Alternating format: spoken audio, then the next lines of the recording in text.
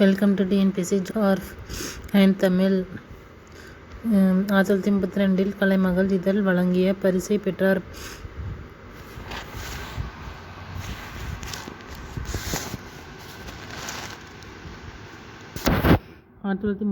கலைமகள் இதழ் வழங்கிய பரிசை பெற்றார்.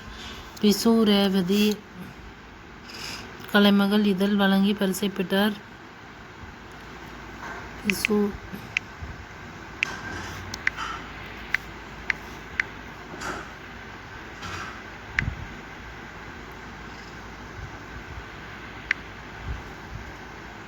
பிசு ரேவதி ஆகிய புனைப்பெயர்களில் படைப்புகளை எழுதினார்.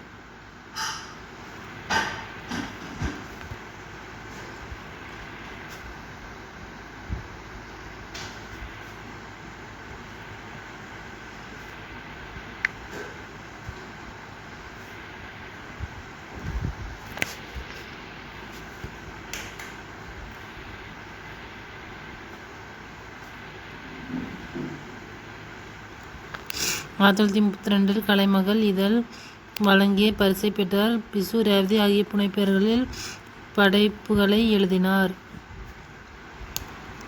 தாவோ சிங் லாவோட்ஸ் இலக்கண குறிப்பு. பாண்டம் பாண்டமாக அடுக்குத்தொடர் வாயிலும் சன்னலும் என்னும்மை. லாவோட்ஸ் சீனாவில் பொ.ஆ.மு. 2ஆம் நூற்றாண்டிற்கு முன் வாழ்ந்தவர். சீன மெய்யியலாளர். கன்பூசியஸ் இவரது சமகாலத்தவர். அக்காலம் சீன சிந்தனையின் பொற்காலமாக திகழ்ந்தது. லாவோட்ஸ் தாவோவியம் என்ற சிந்தனை பிரிவை சார்ந்தவர். ஒழுக்கத்தை மையமாக வைத்து கன்பூசியஸ் சிந்தித்தார். யசோதர காவியம். இலக்கண குறிப்பு. ஆக்குக, போக்குக, நோக்குக, வியங்கோல், வினைமுற்றுகள். நூல்வெளி. ஐஞ்சிறுகாப்பியங்களுள் ஒன்று யசோதர காவியம். இந்நூல் வடமொழியிலிருந்து தமிழில் தழுவி எழுதப்பெற்றதாகும். சமண முனிவரால் இயற்றப்பட்டது. யசோதர காவியம் யசோதரன் என்னும் அவந்தி நாட்டு மன்னனின் வரலாற்றை கூறுகிறது. இந்நூல் 5 சருக்கங்களை கொண்டது.